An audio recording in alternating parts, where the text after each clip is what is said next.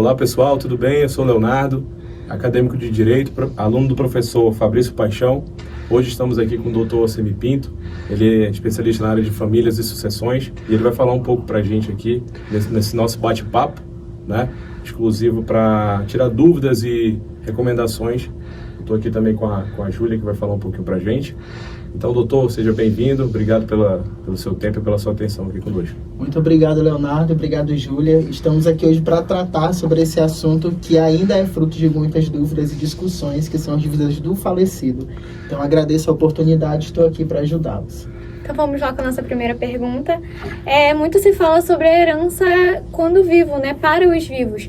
Mas o que fazer com a herança na parte das dívidas? Doutor, o que é a herança exatamente e como nós podemos lidar com as dívidas do falecido?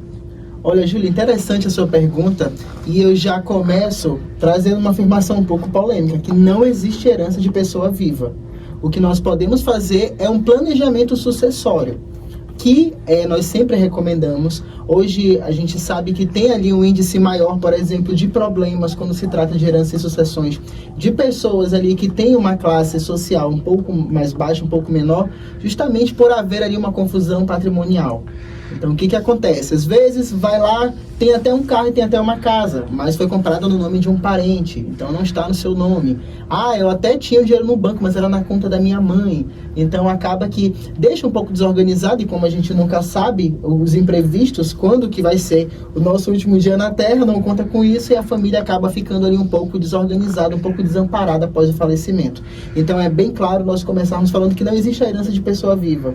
Então, não existe isso de eu começar a me desfazer dos meus bens em vida para os meus herdeiros. Isso não vai ser uma herança. Isso pode ser dado em forma de doação. E que também há limites, mas isso também a gente já deixa para um outro bate-papo. Mas trazendo para a herança, o que ocorre? Já respondi sua primeira pergunta sobre a herança de pessoas vivas. E como que fica, então, essas dívidas depois que morrem? O que acontece é que herança, a gente não fala só sobre dinheiro. Quando a gente fala de espólio, é o que ele vai receber, mas herança, a gente trata de todas as obrigações, tanto deveres quanto direitos, do falecido ali após a sua morte. Então, quando eu falo de herança, eu acabo herdando tanto que ele tem de bens, mas as dívidas também elas precisam ser supridas.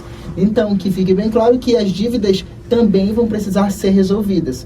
Mas o único detalhe é que essas dívidas elas não vão alcançar o patrimônio daqueles herdeiros. Ela vai alcançar somente a herança deixada. Tanto que isso está lá no nosso Código Civil, se eu não me engano, mais ou menos ali a partir do 1790, se eu não me engano é 1792, que ele fala que as dívidas elas vão alcançar o que? Até onde a herança alcança.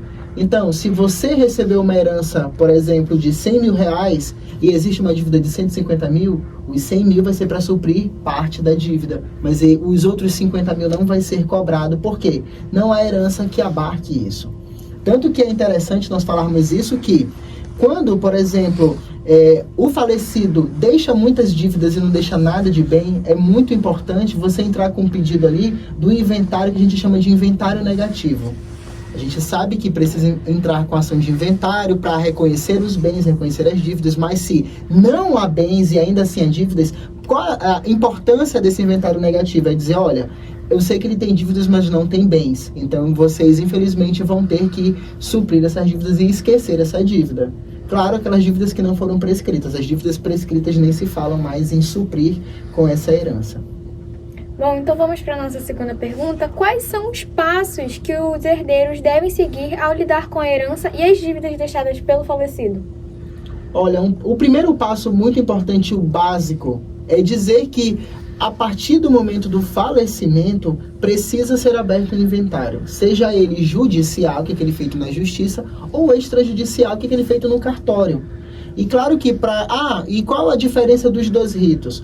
É claro que o cartório ali, o extrajudicial, vai ser mais rápido, só que ele tem algumas especificações que são regidas pela própria lei e pelas regulamentações próprias. Vou te dar um exemplo. Quando envolve incapazes, por exemplo, quando eu tenho que tratar sobre alimentos, saiu decisões recentemente do STF autorizando Só que ainda assim a gente encontra muitos entraves para fazer isso extrajudicialmente. Ou então quando é litigioso também não tem como fazer extrajudicialmente. Mas a obrigação de eu fazer o inventário, porque se você deixa algum bem, ele precisa ser repassado. E no momento desse repasse aos herdeiros, há ali um recolhimento de imposto, um recolhimento tributário.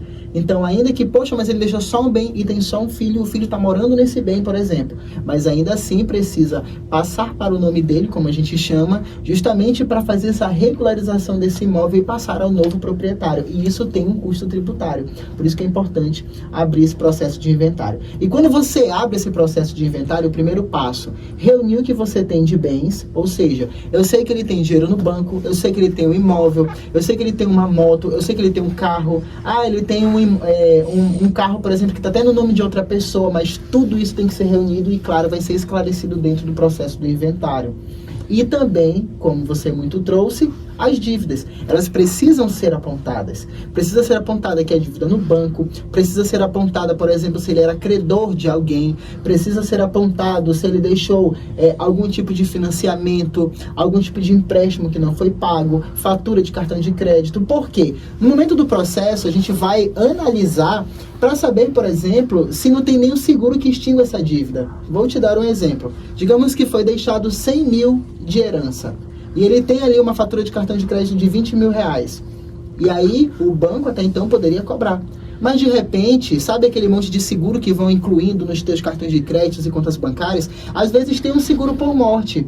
Que esse seguro, muitas vezes, ele diz o quê? Alguma das apólices, que no caso de morte a dívida é extinta.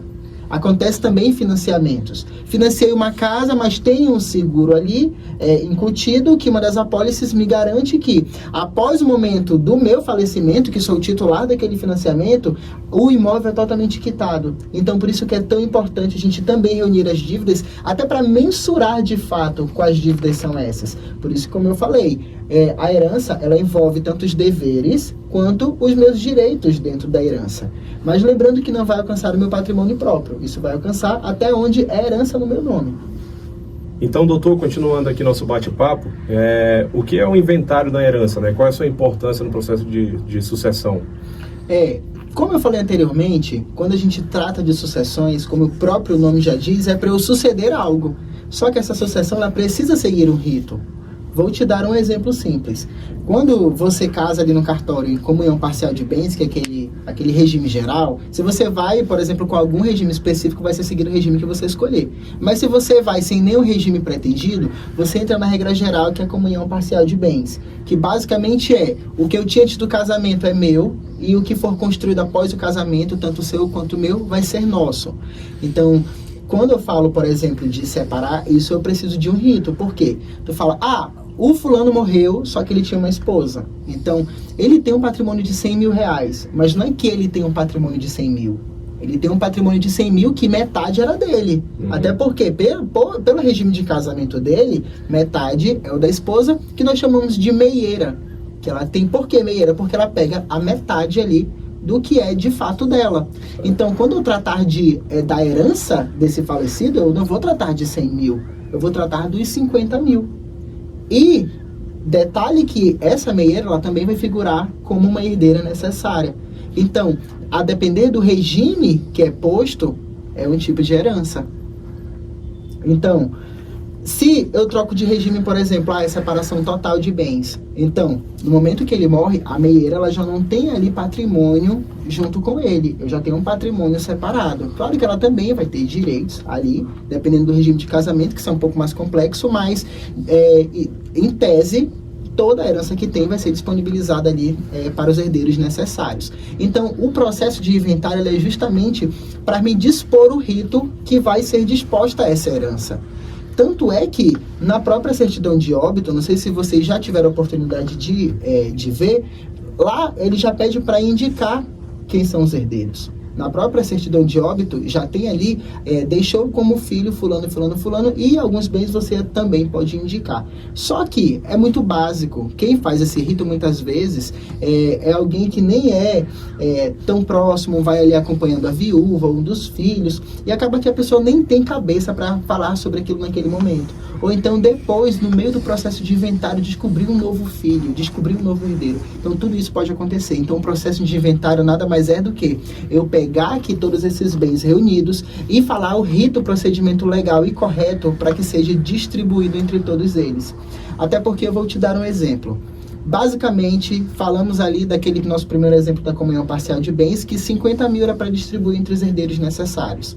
Só que uma das coisas muito importantes na hora de fazer o inventário, ver se existe algum testamento.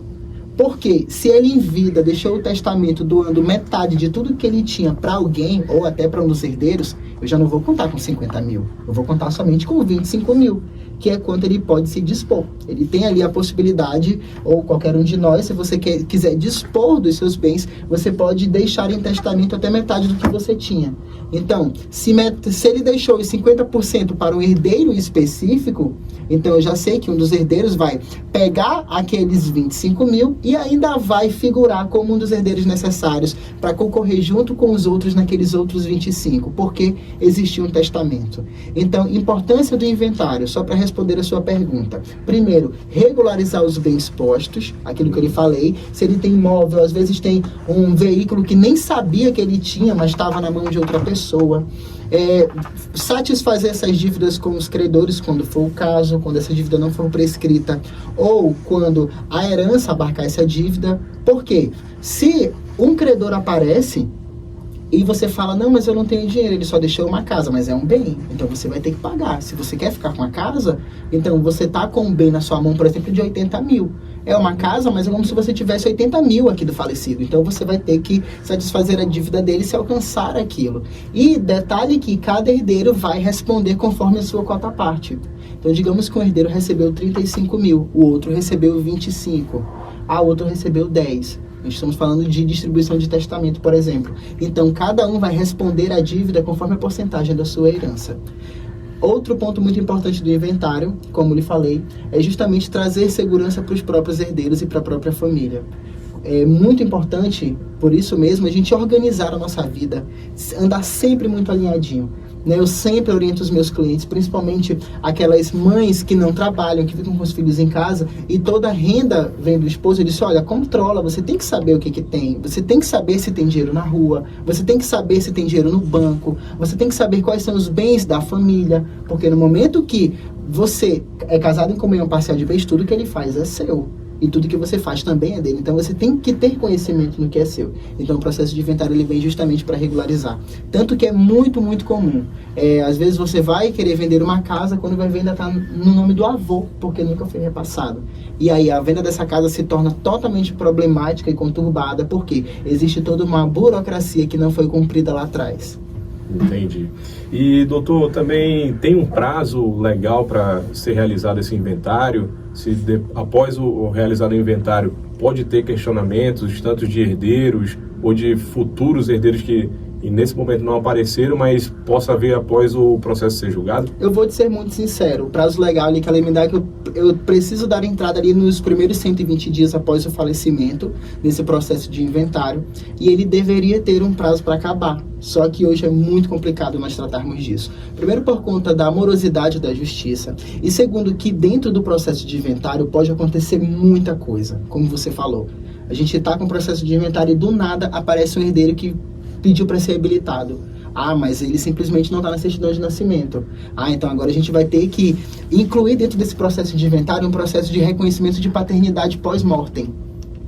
Ah, do nada apareceu uma mulher dizendo que também era casada com ele, só que não era casada formalmente, mas tinha uma união estável. Então, do nada, esse processo simples de inventário virou também um processo de reconhecimento de união estável pós-mortem, que é o quê? Ah, tá no processo de inventário agora, eu quero ser reconhecido. Tanto que nós temos muitos famosos que passam por isso.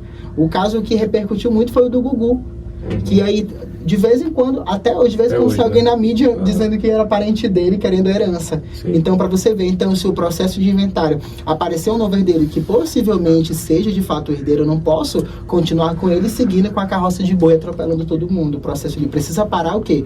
Para simplesmente começar ali a dar atenção para esses processos que andam paralelo a ele, para ele poder ser resolvido. Então, o processo de inventário ele acaba sendo muito moroso. Por isso que, muitas das vezes, se a gente tem um rito que se encaixa, é muito mais interessante fazer esse inventário extrajudicialmente, justamente por essa facilidade que a gente tem dessa desburocratização. Lembrando que existem alguns critérios para fazer esse inventário extrajudicialmente, como eu falei para vocês. Primeiro, que ele precisa não ser litigioso. Se eu tenho litigioso, eu já preciso ir judicialmente. Por quê? Se eu tenho 3 herdeiros que os 3 não concordam com as cotas partes, ou então alguns simplesmente, porque eu já estou com bem, isso aqui meu pai me deu. Não, mas isso aqui é herança. Então, se a gente tem litígio, precisa ser resolvido na justiça. O cartório ele não vai ter esse poder de estar decidindo pelos herdeiros. O cartório está ali para homologar decisões. O juiz não. Quando é posto a juízo, você está atrás do quê? Do julgamento de mérito, do julgamento de uma matéria. Eu tenho aqui uma matéria que não está sendo concordada e eu preciso que um terceiro, que seria o Estado ali no papel do juiz, decida de fato o que é. Por quê? Quando a gente fala de inventário, não é algo tão simples. Às vezes, digamos que um dos filhos está com todos os bens em mãos, só que ele já começou a usufruir, começou a usar.